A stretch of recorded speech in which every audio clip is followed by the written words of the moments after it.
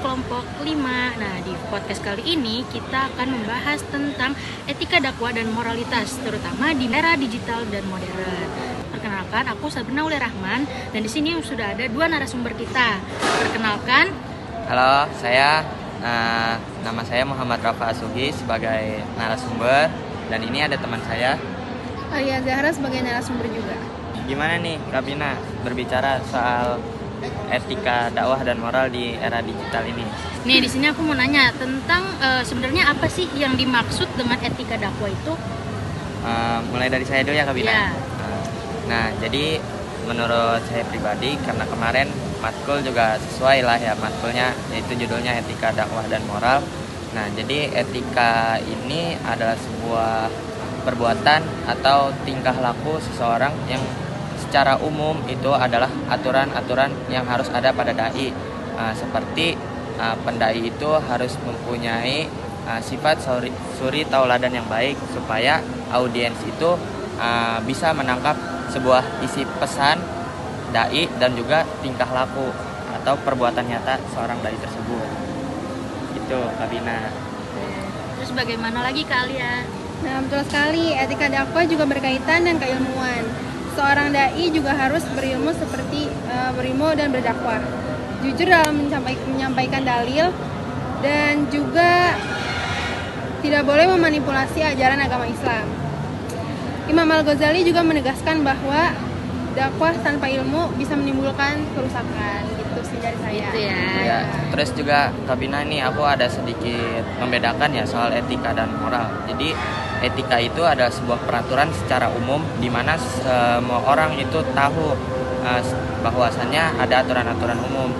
Sepertinya cara berpakaian itu kan adalah aturan secara umum. Sementara moral ini sebuah aturan, bukan aturan sih, tapi ini aturan yang memang lebih berkaitan dengan kebudayaan dan juga ruang lingkungan. Seperti itu Kak Bina.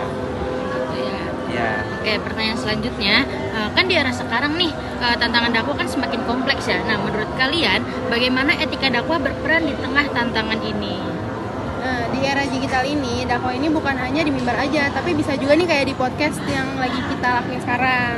Terus juga tantangannya adalah munculnya ujaran kebencian dan sensasionalisme agama. Dan dakwah yang hanya mengejar popularitas itu. Karena itu, etika menjadi sangat penting agar dakwah tetap berpedoman dan membawa kedamaian gitu. Aku setuju banget sama Kak Alia. Selain itu, masyarakat kita juga sangat plural, maka dakwah itu harus menghormati perbedaan dan tidak memaksakan kehendak. Teori medan dakwah menekankan bahwa dai harus memahami kondisi sosial dan budaya masyarakat agar dakwahnya relevan dan tidak menimbulkan sebuah konflik. Itu. Berarti dakwah itu nggak boleh menekan dan membawa dai, dan dai itu harus memahami kondisi sosialnya ya. Iya, betul. Gitu. Oke, selanjutnya lalu seperti apa sih sosok dai yang ideal menurut dakwah Islam?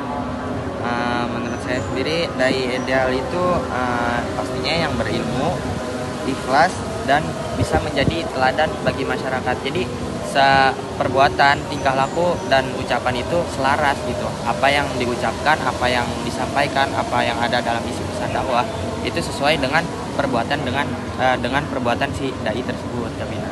Itu menurut saya dai ideal buat pendai, buat dakwah. Nah, selain itu, si dai juga harus profesional dan bertanggung jawab gitu atas ceramahnya.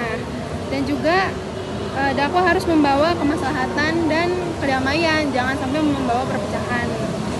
Terus juga dai juga berperan sebagai penjaga moral ruang publik agar Islam tetap tampil sebagai rahmatan lil alamin.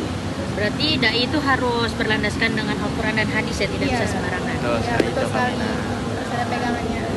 Nah, teman-teman, menarik sekali nih diskusinya kali ini. Nah, dari obrolan kita hari ini dapat disimpulkan bahwa dakwah bukan hanya soal menyampaikan kebenaran, tetapi juga bagaimana kebenaran itu disampaikan dengan etika, ilmu, dan akhlak. Nah, semoga podcast ini juga bisa menjadi pengingat bahwa dakwah yang beretika dan melahirkan masyarakat yang damai dan berperadaban. Iya, betul. Sekian dari kami kelompok 5 filsafat dakwah kelas MD 3B mengucapkan terima kasih sebanyak-banyaknya. Mohon maaf bila ada kekurangan. Sekian dari kami. Assalamualaikum warahmatullahi wabarakatuh. Saatnya sudah akhir tadi. Terima kasih dan jumpa lagi.